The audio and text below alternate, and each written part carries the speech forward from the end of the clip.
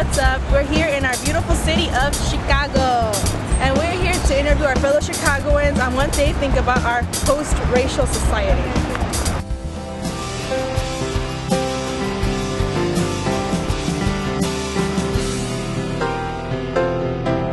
What does race look like?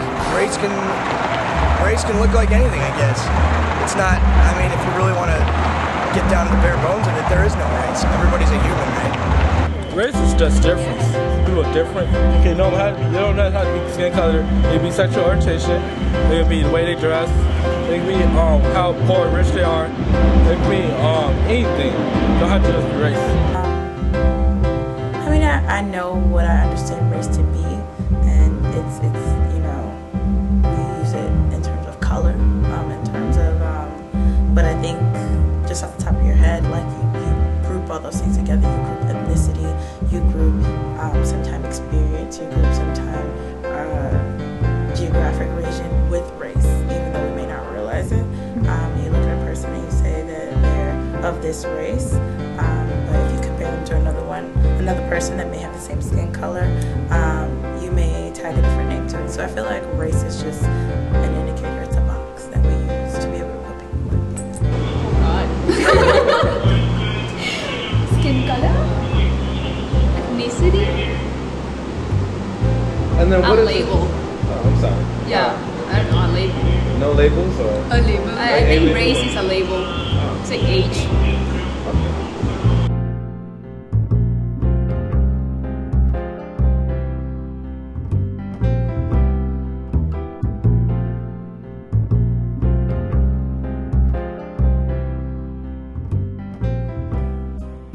I don't even know. I don't even know what that means. I know it sounds dumb, but I don't. I would say that post-racial seeks to explain a society after racism doesn't exist. So I think it seeks to describe if there was a society where racism isn't an issue. I'm guessing post-racial would mean like people don't believe in racism anymore, or have sort of broken out the barrier between racism. Yeah, skin color is not that important anymore. Yeah, kind of in the same way like post-racial, we not taking color as the most important factor in making decisions about people, like who to hire or who gets accepted and where, or just prejudices. It's just getting past the color of someone. Kinda. I mean, kinda, but kinda not in the same way. I mean, it's there's still racism. I mean, even though it seems better, it's really not. I don't think so. I don't think we live in a society where race is not a factor that comes into play in decisions, or race is not something that's on the forefront of people's minds. And I don't think we live in a society where where everyone even realizes that racism is still an issue. So I don't think we can be in a post-racist society if people don't currently believe that racism is an issue. To an extent, I would say. I think it does determine. I guess there's people from so many different backgrounds, and you don't know how their upbringing is or what their thinking is. So sometimes you come across people to whom racism does matter, but at times it's just like not even a question, you know. Yeah, I think like if you ask about like, are we living in a post-racial society as the whole society, then not yet, but we are on our way, I think. And I think it's also a matter of generations. I think the new generations are being more pro-post-racial rather than the older generations. I mean, it's like Obama, new generation, McCain, old generation kind of thing.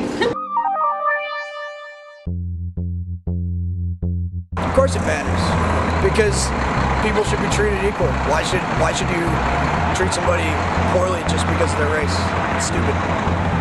I think race matters in the context that Race is one of the things that makes us different, and it's one of the things that you need to understand about a person to be able to respect their perspective. So I don't think race matters in terms of decision making or those things that I think fuel racism, but I think race matters in the sense that it should be something that we talk about. It should be something that you use as a way to meet a person, and not meet a person like meet people, but meet a person where they are and be able to accept them for who they are and learn more about what makes them who they are. Yeah, I think so. I mean, if post-racial is gonna make us more tolerable or like tolerant of each other and better people and be more Open to everything. Like, yeah. It's like you take an idea no matter where it comes from. Like Frank Lloyd Wright. Yeah. He said you take an idea wherever it comes from, no matter what the origin of it is, you know. Does the person matter? Does the place matter? If it's a good idea, you just take it. So Yeah. I guess you need to move forward with stuff like that. Yeah, if the person has the skills to do a job, should the color matter? Yeah, I don't know. Or if the person has the imagination, the brains to do something, it shouldn't matter. I think we are moving towards a post-racial society. I mean, I'm from India, she's from Venezuela, and we're sitting here like best friends just chatting about, you know. Yeah. It's an example for that. Okay. Yeah, and we have talked about this before, like in our countries, race is not such a huge deal as it is here. Yeah.